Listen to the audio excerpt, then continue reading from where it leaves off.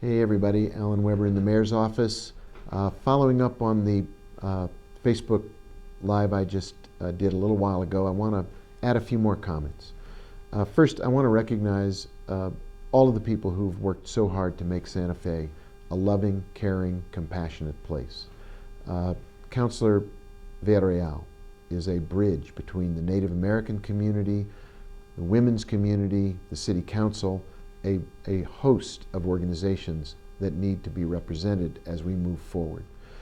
Councilor Rivera, similarly, is a person who is deeply rooted in Santa Fe and makes huge contributions to keeping the peace coming out of the fire department where he was the chief. He knows public safety. He is a huge part of our community and keeping people together. I mention them only because, and not to exclude any of the other members of the City Council, but they're two people with whom I've been talking recently about the ongoing issue of racism and equity and peace in Santa Fe.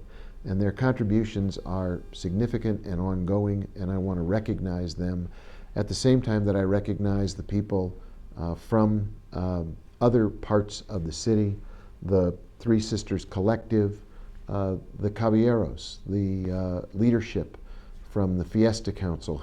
They are so strong and have so much courage in addressing the parts of our city that we'd rather not talk about, the parts of our city that are painful, that we'd rather not look into.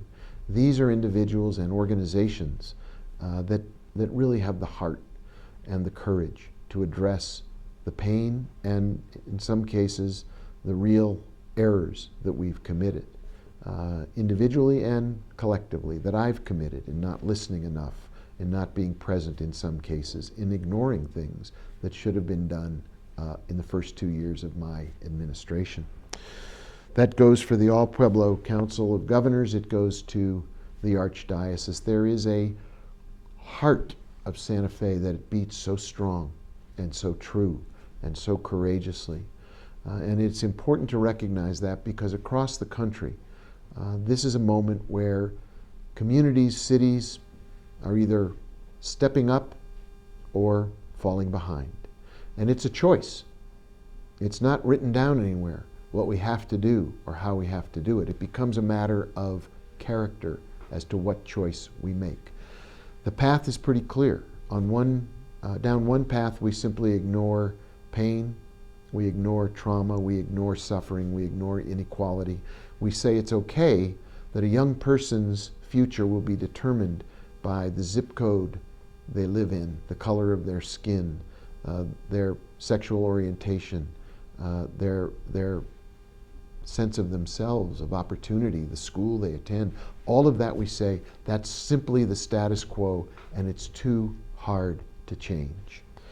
Or we look at the moment we're in and we face it with a feeling of opportunity. Other generations have not stepped into this moment.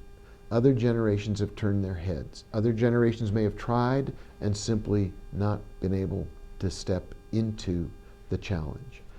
Our choice can be to step into the challenge and to take the steps that are needed, to take the interpersonal conversations that are needed, the community dialogue that is needed, the path of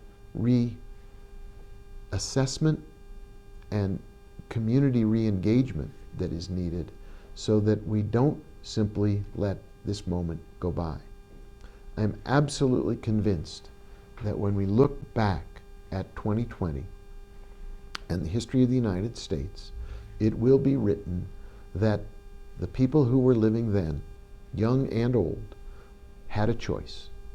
They could either ignore the past dark chapters and tried to skate by in that moment without taking meaningful steps to change it, or they summoned their courage, they summoned their sense of opportunity, they recognized the gift of this challenge to make a difference, and together joined hands, joined hearts, joined souls, and became a more united, stronger people. Santa Fe has it to do that second path, to follow the path that says we will come to peace together. We will address past wrongs together. We won't ignore them, but we also won't compete over who suffered the most. There's been more than enough suffering in the past. Now it's time to acknowledge that, but also to acknowledge the resilience, the courage, the sense of respect and love that comes from suffering, and make that the pivot we take to create the future we want. I hope you will join me as we move forward. It is not accomplished by one speech or by one proclamation. It's not accomplished by taking action to remove 3 monuments. It's accomplished when we work together, to come together, to find solutions that are deeply embedded in the system that governs how we take care of our community. It is embedded in healthcare and the fact that Native Americans are suffering from COVID-19 more than other groups in our state, and African Americans more than any other group in the country. It comes to the surface when we look at women in our state, indigenous women who are missing and murdered, and the rate at which they disappear, and those investigations go unpursued.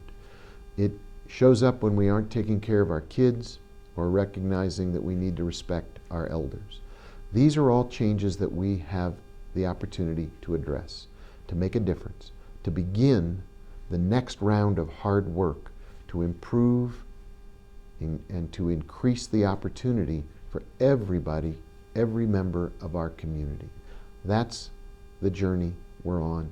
I hope we can take it, all of us. I know we can take it, all of us, together, with love in our hearts, with compassion in our souls, and deep, deep respect for each other in the way we engage. Thank you, and I'll talk to you again soon.